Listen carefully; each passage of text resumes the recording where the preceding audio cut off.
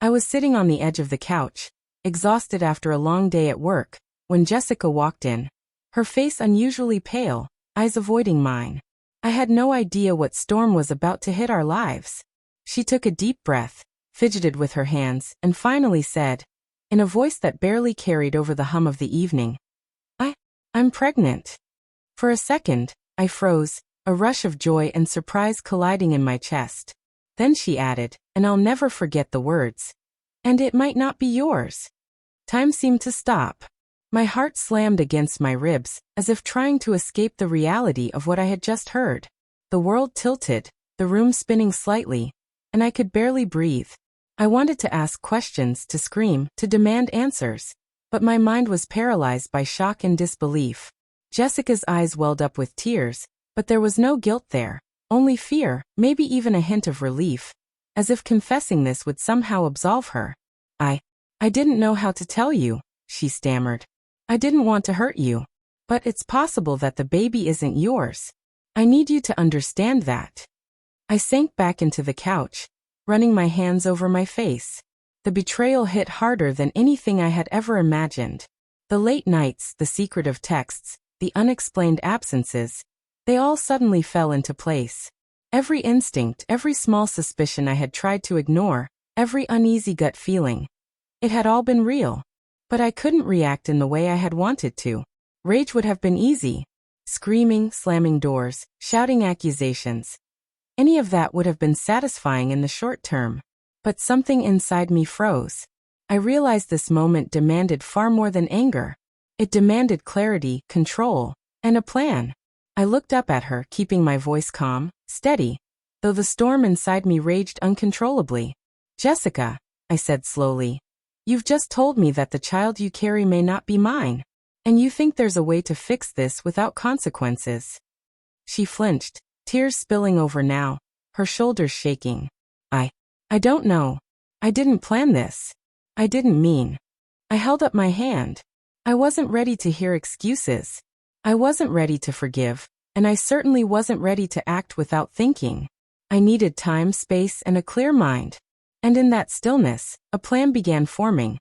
A way to respond not out of emotion, but with strategy, dignity, and a determination she had underestimated completely.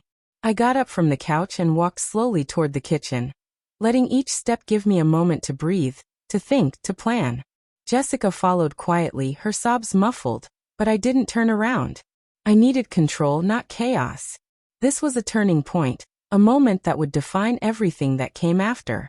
Sit down, I said finally, motioning toward the chair at the kitchen table. Her hands shook as she obeyed, and I could see the panic in her eyes. She had expected me to explode, to yell, to beg. But I had learned long ago that anger is temporary, strategy lasts. I poured myself a glass of water, then one for her, though I knew she wouldn't drink it.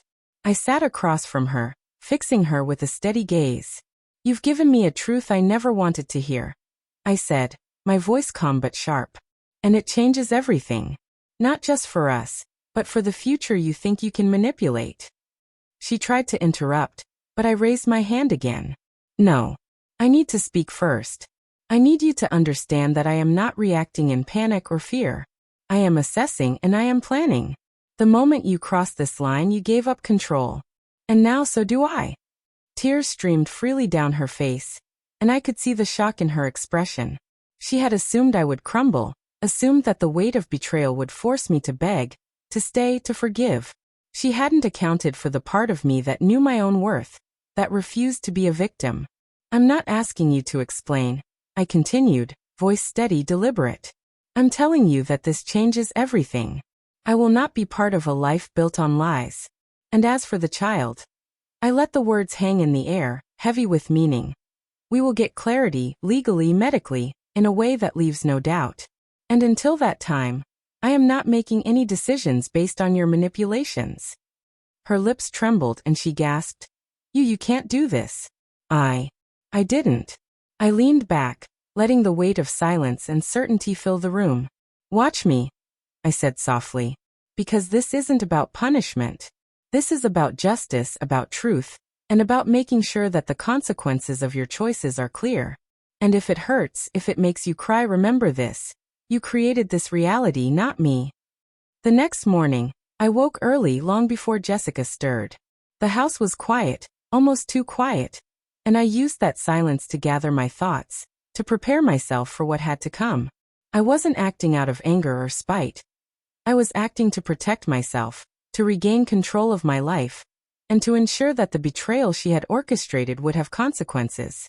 I left a note on the kitchen counter, clear and deliberate. Jessica, I will not be part of a life built on lies. We will seek truth, clarity, and fairness. Until then, I am stepping back. David. It wasn't dramatic. It wasn't cruel. It was a declaration of boundaries and self-respect. Later, as she confronted me, begging, pleading, tears streaming down her face, I remained calm. I listened, but I did not yield. I did not apologize. I did not excuse her. Every attempt to manipulate me, every attempt to guilt me into submission, failed. Because for the first time, I placed myself first. We went through the necessary steps, the legal consultations, the medical tests, the careful documentation. Every step reinforced what I already knew. The child may not be mine biologically, but the betrayal was real, and justice was mine to claim. Watching Jessica's bravado crumble, her cries of regret, her realization that her actions had consequences, it was not revenge. It was truth asserting itself, a natural result of her choices. By the time the process was complete, she was left with nothing but her own remorse. I didn't gloat, didn't celebrate. I simply walked forward, free from the weight she had placed on my shoulders for so long. The house felt lighter, my mind clearer, and my future, finally, my own. I realized something crucial through all of this. Betrayal, no matter how deep, can illuminate strength you didn't know you had. It can teach you to set boundaries, to demand respect, to value yourself even when others don't. And most importantly, it shows that actions have consequences, and sometimes letting go is the most powerful form of justice. As I moved on with my life, every step was filled with a sense of empowerment. I wasn't just surviving. I was reclaiming my dignity, my peace, and my future. And Jessica? She had learned the hard way that lies, manipulation, and betrayal may provide temporary advantage, but they can never silence the truth or diminish the strength of someone who refuses to be a victim.